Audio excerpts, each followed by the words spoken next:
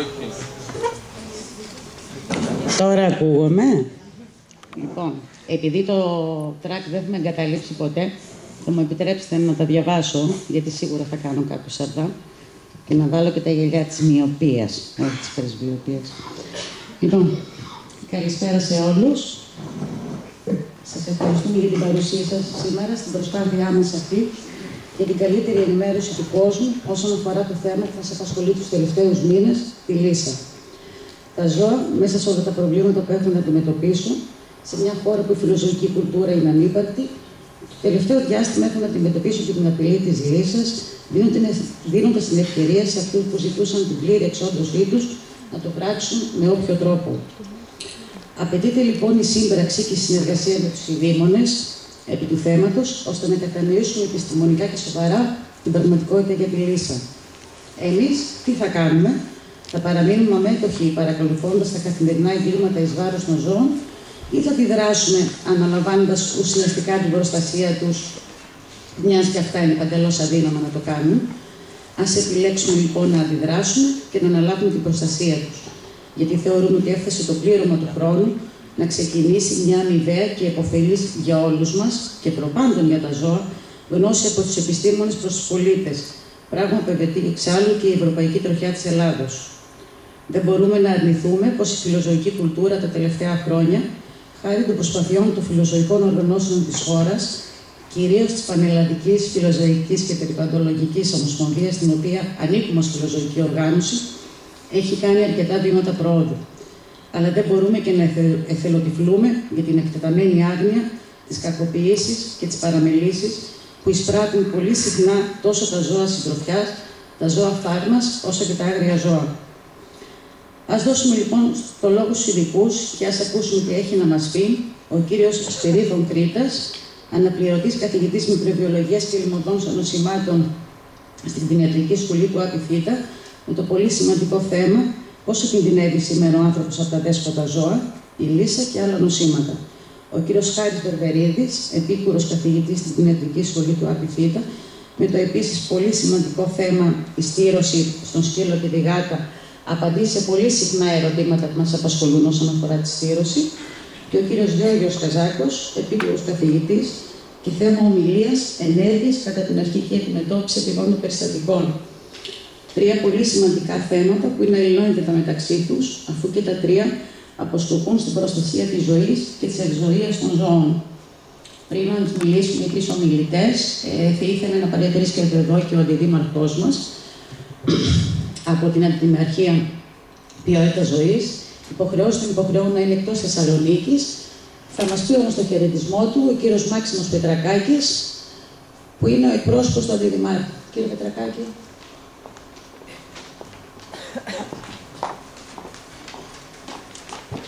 Καλησπέρα σας. Θα σας διαβάσω το χαιρετισμό του Αντιδημάρχου Ποιότητας Ζωής, του κ. Κωνσταντίνου Ζέρβα. Αγαπητοί φίλοι, θα ήθελα να σας ευχαριστήσω για την παρουσία σας στην ενημερωτική ημερίδα για τη λύσα και ιδιαίτερα θα ήθελα να ευχαριστήσω τους εκλεκτούς ομιλητές, κυρίους καθηγητές Κρήτα, Βερβερίδη και Καζάκο, καθώς και το Φιλοζωικό Σωματείο Νοιάζομαι για την πρωτοβουλία και διοργάνωση αυτής της ημερίδας. Δυστυχώς, οι υποχρεώσεις εκπροσώπησης του Δήμου μας εκτός Θεσσαλονίκης δεν μου επέτρεψαν να βρίσκομαι μαζί σας.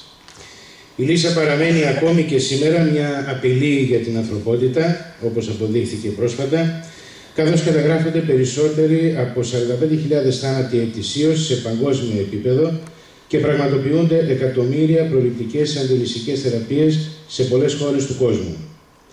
Παρόλο που η Ελλάδα είχε απαλλαγεί από την ασθένεια της λύσας από το 1987, ήρθε η άνοιξη του 2012 να χτυπήσει με το πρώτο περιστατικό που εμφανίστηκε και μέχρι τώρα, μέχρι και την προηγούμενη εβδομάδα, έχουν πιστοποιηθεί 18 περιστατικά σε αλεπούδες και σε αδέσποτους σκύλους. Το μόνο που απομένει και το πιο σημαντικό κάθε φορά είναι η ενημέρωση, η σωστή ενημέρωση και ο εμβολιασμός. Αυτά τα δύο είναι η άμυνά μας απέναντι σε αυτό το συγκεκριμένο ιογενές νόσημα. Η πρόληψη, δηλαδή τόσο σε θεωρητικό με την ενημέρωση, όσο και σε πρακτικό επίπεδο με τον εμβολιασμό, μπορούν να φανούν σωτήριες. Στο πλαίσιο της πρόληψης, λοιπόν, σε θεωρητικό επίπεδο, στον τομέα της ενημέρωσης για το πρόβλημα αυτό, θεωρώ τη σημερινή ημερίδα πάρα πολύ σημαντική, διότι άνθρωποι άμεσα εμπλεκόμενοι με το αντικείμενο θα ανταλλάξουν απόψεις που πιθανόν μελλοντικά να αποτελέσουν λύσεις για το ομολογουμένως πολύ μεγάλο ζήτημα της λύσας. Θα ήθελα στο σημείο αυτό να ευχαριστήσω το Τμήμα Κτηνιατρικής Υπηρεσίας και Ζωολογικού Κήπου του Δήμου μας, που με τον καινούργιο οργανισμό είναι νεοσύστατο τμήμα, καθώς και τον νέο προϊστάμενο κύριο Πετρακάκη για την πολύ καλή δουλειά που έχει ως τώρα επιδείξει, αλλά και όλους τους εργαζόμενους στο τμήμα αυτό, που με όσα μέσα διαθέτει η υπηρεσία προσπαθούν για το καλύτερο. Καλή συνέχεια στις εργασίες της ημερίδας. Ο Αντιδήμαρχος Ποιότητας Ζωής, Κωνσταντίνος Ζέρβας. Ευχαριστώ. Εδώ δεν χρειάζεται να με βλέπετε, τα slides είναι τα πιο σημαντικά. Θα ήθελα και εγώ με τη σειρά μου να ευχαριστήσω την φιλοζωική μη κυβερνητική οργάνωση Νοιάζομαι και την κυρία Εύη Καλαϊτζίδου για την πρόσκληση αυτή. Πραγματικά, όπως θα δείτε, έχουμε ένα πρόσφατο πρόβλημα στις ημέρες μας. Και θα ήθελα να ξεκινήσω. Γράφω βέβαια στον τίτλο «Η Λύσα και άλλα νοσήματα», αλλά νομίζω ότι θα επικεντρωθώ μόνο στη Λύσα. Έχω και κάποια πράγματα για άλλα νοσήματα, αλλά νομίζω ότι αυτό το πράγμα είναι αρκετό. Λοιπόν, μερικοί λόγοι, βασικοί λόγοι που ο άνθρωπος θέλει να έχει ένα ζώο είναι να έχει συντροφιά, ο ίδιος ή τα παιδιά του αρέσει και του δίνει κύρος μερικές φορές, το βοηθάει να γίνεται πιο κοινωνικός, έτσι όταν συγχρονίζεται με άλλους ανθρώπους, όπως βλέπετε και στις φωτογραφίες, ή καταπολεμάει την ανία του. Άλλες φορές παίρνει ζώο γιατί αισθάνεται πιο ασφαλής, παρέχει μια προστασία, βοήθεια, όπως οι τυφλοί, όλοι ξέρουμε, ή τον βοηθάει στην εργασία του. Μην ξεχνάτε τους αστυνομικούς σκύλους, τους στρατιωτικούς σκύλους, οι οποίοι φυλάνε πυρηδαταποθήκες και τα πυρομαχικά, όλα αυτά τα οποία αυτή τη στιγμή είναι σε ενεργό δράση σε όλη την Ελλάδα. Ένας άλλος λόγος είναι ότι τον βοηθάει να συμμετέχει σε αθλοπαιδιές. Δηλαδή, βλέπετε κάποια σοου τα οποία υπάρχουν και τα οποία δεν είναι και τόσο δημοφιλή βέβαια στην Ελλάδα. Μην μιλώντας μόνο για σκύλους, είναι και τα άλογα, έτσι η υπασία, αλλά και επανερχόμενοι πάλι στους σκύλους, μην ξεχνάτε το κυνήγι, το οποίο είναι αγαπητό σε πάρα πολύ κόσμο. Είναι και αυτό ένα σπορ. Και τέλος, τον βοηθά να αντιπαρέλθει σε πολύ δύσκολες στιγμές, όπως είναι η θεραπεία. Μην ξεχνάτε θεραπευτικές καταστάσεις όπου χρησιμοποιούνται άλογα, χρησιμοποιούνται ιδιαίτερα σκύλοι για την κατάσταση υγείας του, σωματική, πνευματική, ψυχική. Σε όλα αυτά λοιπόν ένα ζώο πάντα έχει ένα πολύ καλό ρόλο. Και γι' αυτό το λόγο αποφασίζει να αγοράσει ή να υιοθετήσει ένα μέλος και ένα ζώο, και αυτό σημαίνει τι? Σημαίνει να βάλει ένα νέο μέλος στην οικογένειά του. Αυτό όμως συνεπάγεται κάποιες υποχρεώσεις, το οποίο πολλές φορές δεν το γνωρίζουν, δεν το λαμβάνουν υπόψη τους οι άνθρωποι. Το πρώτο πράγμα είναι πρέπει να το ταΐζει, και αυτό είναι ένα έξοδο. Το δεύτερο είναι πρέπει να το περιποιείται. Να το βγάζει έξω, αν χρειαστεί να σηκωθεί και να φύγει, να πάει σε μια άλλη περιοχή και δεν μπορεί να το πάρει μαζί του, θα πρέπει να μεριμνήσει ώστε να μείνει κάπου. Αυτό που γράφω εδώ πέρα έχει το ξενοδοχείο σκύλων. Ξεχνά κάπου αλλάζουν οι διάφορες συνήθειές του, γιατί κάθε 2 φορές την ημέρα τουλάχιστον πρέπει να βγάζει βόλτα το σκύλο. Και καμιά φορά όταν το παίρνουν τα παιδιά, το σκυλί αυτό, χαίρονται γιατί είναι μικρό και είναι χαριτωμένο, αλλά τελικά καταλήγουν οι μεγάλοι, οι παππούδες, οι μπαμπάδες να το βγάζουν έξω μέχρι το σκυλί να φτάσει στο πέρας της ζωής του. Και αυτό βέβαια δημιουργεί ένα επιπλέον κίνδυνο, το κεντρικό που σας δείχνω, έτσι, είναι ότι πρέπει να φροντίζουν για τις ακαθαρσίες του. Τα δικά μου τα παιδιά κάποτε βγαίναν στην πλατεία Αγίας Σοφίας, γιατί μένω και στο κέντρο, και παίζανε έξω. Μετά από 2 χρόνια, άρχισε να έχει τώρα καμιά 10 χρόνια, έχει γεμίσει εκεί η πλατεία με τις νάρκες. Λοιπόν, και πραγματικά στο εξωτερικό θα δείτε, και θα πρέπει να γίνει συνείδηση εδώ πέρα στον καθένα, ότι κάποιος, αυτός ο οποίος έχει ένα τέτοιο ζώο, πρέπει να έχει μαζί του μία σακούλα, αφού δεν μεριμνάει ενδεχομένως ο Δήμος ή οποιοδήποτε Δήμος, και να παίρνει τα κόπρανα, ότι αυτό που αφοδεύει ο σκύλος, και να το πετάει. Και βέβαια ένα πολύ σημαντικό πράγμα το οποίο πρέπει να προσέχει είναι η υγεία του ζώου. τα εμβόλια του και όλα αυτά τα πράγματα. Αυτά λοιπόν είναι κόστη και αντάλλαγμα βέβαια θα έχει πάντα έναν πιστό σύντροφο ο οποίος θα δίνει και την ίδια του τη ζωή προκειμένου να τον σώσει. Όμως τα πράγματα κάποια στιγμή, όπως και είναι η σύγχρονη εποχή μας, τις μέρες μας, δυσκολεύουν. Και το πρώτο, βέβαια δεν μπορεί να πετάξει το παιδί του στον δρόμο, αλλά το πρώτο το οποίο μπορεί να κάνει όταν πρέπει να μειώσει τα έξοδά του. Και αυτό σημαίνει ότι ξεχνάει όλα τα παραπάνω και διαγράφουν κάποιο το πιο εύκολο μέλος από την οικογένεια. Και τότε έχουμε αυτό που λέμε ένα αδέσποτο ζώο, το οποίο μας ενοχλεί και το οποίο μοιραία αυτό το αδέσποτο ζώο θα αρχίσει να πολλαπλασιάζεται. Αυτό λοιπόν δεν φροντίζει, που δεν μπορεί πλέον να το φροντίσει κανείς, αποτελεί πηγή νοσημάτων για τον άνθρωπο και τα άλλα ζώα. Περνώντας λοιπόν σιγά σιγά στα νοσήματα, τα νοσήματα τα οποία έχουν τη δυνατότητα να μεταδοθούν από τα ζώα στον άνθρωπο και αντιστρόφως, καλούνται ζωανθρωπονόσοι. Ή πιο εύκολα οι ξένοι, γιατί δεν μπορούν να το πούν όλο αυτό, είναι γνωστό σαν ζωονόσες. Ζωονόσοι. Αυτά λοιπόν αποτελούν περίπου το 60% των λιμωδών νοσημάτων του ανθρώπου. Δεν σημαίνει βέβαια το άλλο, το 100% τα αποτελούν τα ίδια τα νοσήματα του ανθρώπου. Έτσι δεν πρέπει να υπάρχει πάντα μία αλληλοκάλυψη μεταξύ των διαφόρων ειδών ζώων. Μη σας φαίνεται πολύ μεγάλο το ποσοστό αυτό. Από τα ζώα, από τα νοσήματα, όμως αυτά ελάχιστα είναι αυτά τα οποία μπορούν να προκαλέσουν μεγάλη ζημιά στον άνθρωπο. Ένα από αυτά είναι το σημερινό, αυτό που θα εξετάσουμε σήμερα, το οποίο είναι η λύσα. Είναι ένα παλιό νόσημα το οποίο έχει περιγραφεί πάρα πολλά χρόνια πριν. Μιλάμε για 2.300 χρόνια π.Χ. και τα οποία από τη Μεσοποταμία. Και ήταν γνωστό και στην αρχαία Ελλάδα και ο Αριστοτέλης, στους αρχαίους Αιγυπτίους, στη Ρώμη. Πολλές φορές πολλοί πολιτισμοί το ενσωμάτωσαν μέσα στους θρύλους. Βέβαια η πιο πρόσφατη είναι ο κόμις Δράκουλος που έχουμε στη Ρουμανία, αλλά πολύ παλαιότερα είχαμε άλλους λαούς οι οποίοι είχαν αναφερθεί στη λύσα. Από τους ρωμαϊκούς χρόνους είχε προσδιοριστεί ο συσχετισμός μεταξύ σάλιου και του σκύλου και εμφάνισης των συμπτωμάτων. Αυτή εδώ έχει γίνει αυτός ο συσχετισμός. Και λοιπόν, ο Λουί Παστέρ ήταν ο πρώτος ο οποίος έδειξε ότι είναι ένας ιός που προσβάλλει το κεντρικό νευρικό σύστημα και κατάφερε να φτιάξει ένα εμβόλιο, το οποίο στη συνέχεια το χορήγησε από το 1890, χορήγησε το εμβόλιο αυτό σε κάποιο παιδί που είχε δαγκωθεί από λυσασμένο ζώο και με τον τρόπο αυτό το έσωσε.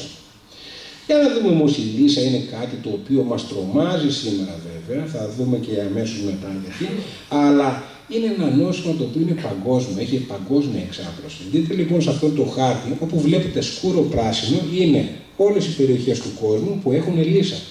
Αυτές που βρίσκεται, δεν ξέρω φαίνεται καλά, γιατί εγώ τα βλέπω από τον υπολογιστή. Αυτές που βλέπετε με ελαφρύ πράσινο, δεν μπορώ να, ας πούμε, συγκεκριμένα η Αυστραλία και μερικές ευρωπαϊκές χώρες, μεταξύ των οποίων είναι και η Ελλάδα, είναι χώρες οι οποίες είναι...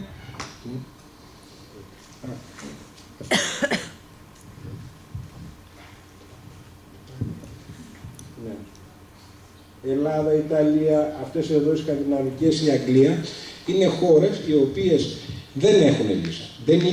Μιλάμε τώρα για περίοδο του 2001. Τα άλλα που είναι με άσπρο δεν έχουν καταχωρηθεί, δηλαδή δεν έχουν δώσει στοιχεία.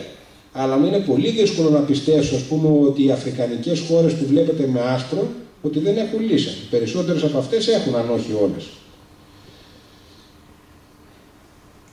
Σε αυτό το χάρτη βλέπετε ότι είναι περίοδος του 2000 έως το 2007 και βλέπετε πάλι ότι εδώ πέρα υπάρχει λύσα, στο μόνο μέρος το οποίο δεν έχει ουσιαστικά είναι κάτω δεξιά του χάρτη που είναι η Νέα Ζηλανδία. Εκεί πέρα δεν έχει εμφανιστεί. Στα άλλα όμως μέρη έχει αναφερθεί σε νυχτερίδες, στα κίτρινα δηλαδή, και στο υπόλοιπο κόσμο και σε άλλα άγρια ζώα. Βλέπετε λοιπόν πάλι ότι έχουμε και αυτό το διάστημα πάρα πολύ εκτεταμένη τη λύσα.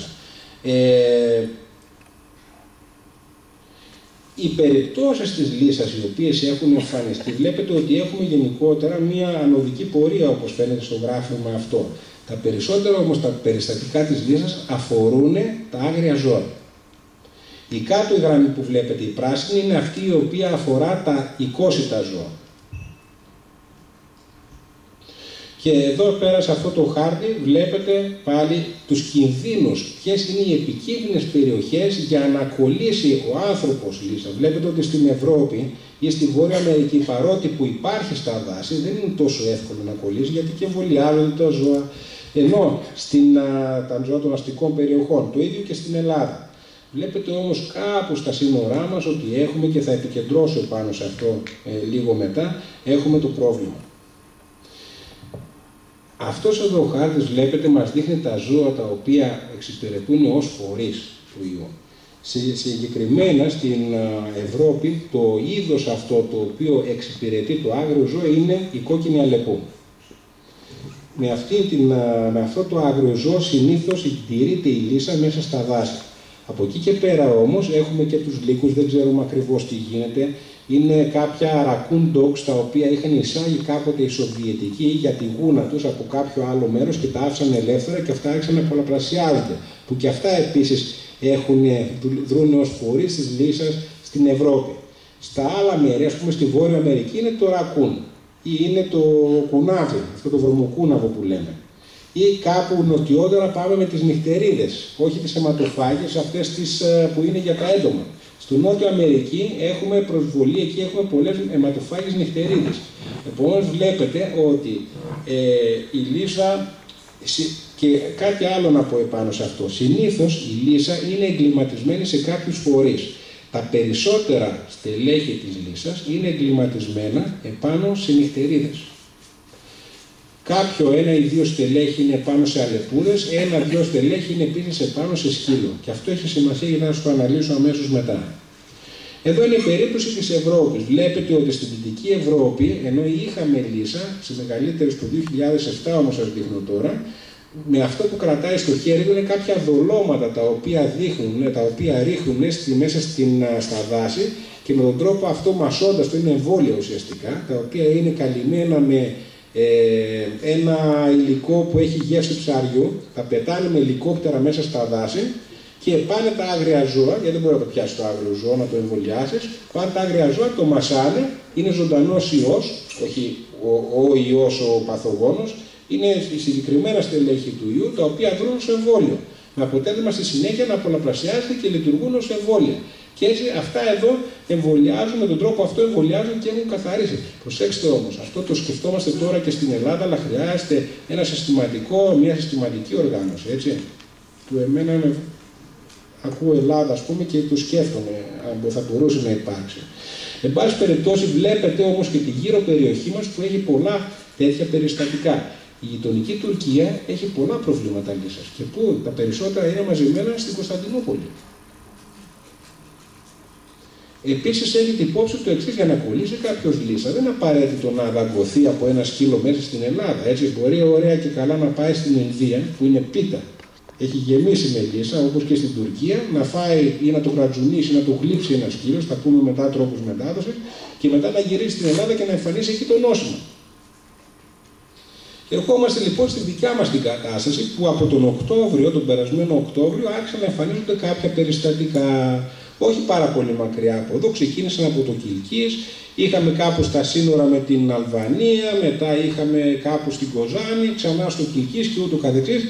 Κάπου εμφανίστηκε και κάπου νοτιότερα, βλέπετε στην περιοχή των Τρικάλων. Γράφω τα ζώα, κυρίως τα περισσότερα περιστατικά, όπως ακούσατε και από τον αγαπητό συνάδελφο τον Μάξιμο, τον Πετρακάκη, τα περισσότερα εμφανίστηκαν σε αλεπούδες. Παρ' όλα αυτά δεν έχουμε διευκρίνηση και δύο μόνο σε σκύλο και ένα μόνο σε γάτα, αυτό που βλέπετε κάτω στην περιοχή των Τρικάλων, που συνδυάστηκε με δάγκωμα μιας γυναίκας η οποία ήταν θετική για τη λύσα. Εντάξει, δεν νόσησε, προλαμβάνεται η λύσα, θα σας πω αμέσως μετά, δεν υπάρχει, σώζονται οι άνθρωποι, δεν υπάρχει πρόβλημα, εφόσον όμως γίνει έγκαιρα ή το λάβουν υπόψη έγκαιρα. Λοιπόν, είναι λοιπόν, οι περισσότερες ήταν σε αλεπούδες. Δεν γνωρίζουμε αυτό που σας είπα στην αρχή, αν είναι στελέχη αλεπούδων που φιλοδοξούμε να είναι, που θα χαρούμε να είναι στελέχη αλεπούδων παρά σκύλων. Αλλά θα γίνει μια γενοτύπηση και θα το βρούμε. Οι ελληνικές κτηνιατρικές υπηρεσίες το κάνουν αυτή τη στιγμή στο εξωτερικό και ψάχνουν να βρουν τι ακριβώς τέλεχος είναι. Βλέπετε όμως λοιπόν ότι στο Κιλγής έχουμε πολλά περιστατικά. Δεν είναι μακριά από εδώ, είναι περίπου 30 χιλιόμετρα, έτσι.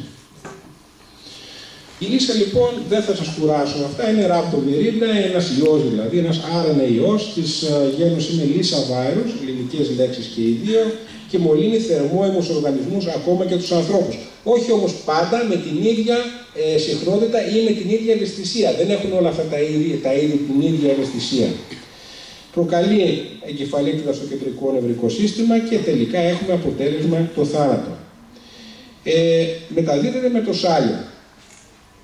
Τώρα θα περάσω σε αυτό εδώ το σχηματάκι, το οποίο δεν χρειάζεται, απλώς σας δείχνει ουσιαστικά τα στελέχη τα οποία υπάρχουν και να το μεταφράσουμε διαφορετικά. Είναι η οικογένεια. Αν έχεις ξαδερφάκια, πρώτα ξαδέρφια, δεύτερα ξαδέρφια κτλ. Αυτό που αξίζει να σημειώσετε εδώ πέρα είναι το εξής, ότι έχουμε έναν τύπο αλεπούδου παραδείγματος χάρη και υπάρχει στις αλεπούδες. Προκαλούν μία λύσα στο ζωικό είδος αυτό. Αν δαγκώσει μία αλεπού λυσασμένη ένα σκύλο, χρειάζεται πολύ μεγαλύτερη δόση για να τον μολύνει.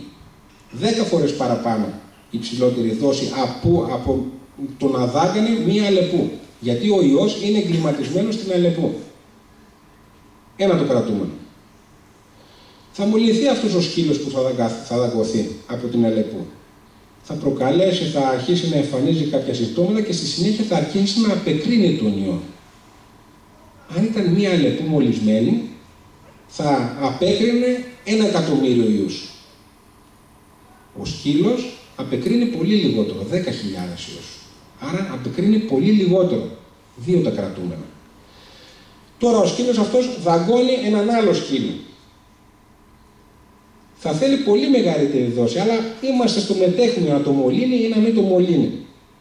Και στη συνέχεια ο άλλος θα απεκρίνει πολύ λιγότερο. Θέλω να σας δείξω το εξής, ότι αν πάει ένας ιός, που είναι ιός της αλεπούς, πάει σε ένα άλλο είδος ζώου, σιγά σιγά θα αρχίσει να φθήνει και κάπου θα εξαφανιστεί.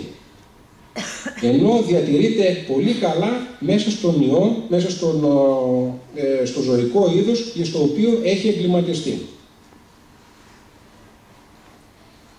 Η μετάδοση του ιού είναι ζωανθρωπονός, είπαμε, μεταδίδεται από το ζώο στον άνθρωπο, αλλά και ένα λυσασμένο ζώο, ό,τι ζώο άλλο δαγκώσει, που είναι θηλαστικό, μπορεί να μεταδώσει τη λύσα. Και κυρίως εισέρχεται με το σάλιο. Ο ιός επίσης βρίσκεται, μην ξεχνάμε, είναι νευρικός ιός, οπότε υπάρχει μέσα στο κεντρικό νευρικό σύστημα, αλλά λίγο σπανιότερα, δεν μπορεί τόσο εύκολα με μια προσεξία να μεταδοθεί. Τώρα, δεν διεισδύει από το άθικτο δέρμα. Δηλαδή, αν έρθει ένας λυσασμένος σκύλος και με γλύψει εδώ πέρα, δεν υπάρχει πρόβλημα. Αν όμως έχω μία αμυχή, πρόσφατη αμυχή, τότε έχω πρόβλημα. Αν με δαγκώσει, είπαμε προηγουμένως, επίσης έχω πρόβλημα. Και στο βλενογόνο έχω πρόβλημα. Αυτό που βλέπετε πάνω αριστερά δεν είναι τόσο καλό. Είναι τρόπος μετάδοσης. Και το βλέπετε στην Ελλάδα όχι τόσο συχνά, αλλά το βλέπετε πολύ συχνά στο εξωτερικό. Να έχεις το σκύλο, να έρχεται να σε εγκλήφει, ας πούμε, και να... αν έχεις ένα τέτοιο λυσασμένο σκύλο και έρθει και σε εγκλήψει, θα έχεις πρόβλημα. Ορίστε. Εμάς μας φυλάει πολύ. Μας φυλάει πολύ, κακώς. Λοιπόν, υπάρχουν λοιπόν αυτές οι δυνατότητες μόλυνσης. Αερογενός δεν μεταδίδεται, έχει πολύ... καμιά φορά από εργαστήρια που μπορεί να υπάρχει μια αερογενής μετάδοση ή σε τίποτα σπηλιές που έχουμε νυχτερίδες κάπου στην Νότια Αμερική, σε κάποιες περιοχές, και εκεί πέρα πάλι με τα κόπρανα, απεκρίνεται με τα κόπρανα των νυχτερίδων και η σκόνη η οποία υπάρχει μπορεί να περάσει. Μην ξεχνάτε ότι εσωτερικά ο αναπνευστικός μέχρι στους πνεύμονες είναι βλενογόνος κι αυτός, έτσι. Είναι όπως είπα προηγουμένως. Και καμιά φορά με μεταμόσχευση, πολύ σπάνιες περιπτώσεις, αν έχεις κάποιο λυσασμένο άνθρωπο που δεν έχει εκδηλώσει βέβαια, να κάνει μεταμόσχευση κερατοειδούς κτλ. Και να περάσω λίγο σε αυτό το οποίο είναι και το πιο σημαντικό για να καταλάβετε, είναι το εξής. Έρχεται ένας σκύλος και δαγκώνει τον άνθρωπο ή έναν άλλο σκύλο. Και το δαγκώνει παραδείγματος χάρη στο πόδι. Ο ιός έρχεται στους ιστούς μέσω του σάλιου. δεν πηγαίνει κατευθείαν στα νεύρα, αλλά πρέπει να περάσει ένα χρονικό διάστημα στο οποίο πολλαπλασιάζεται στο μυϊκό ιστό, για να αρχίσει να αυξάνεται εκεί πέρα. Αυτό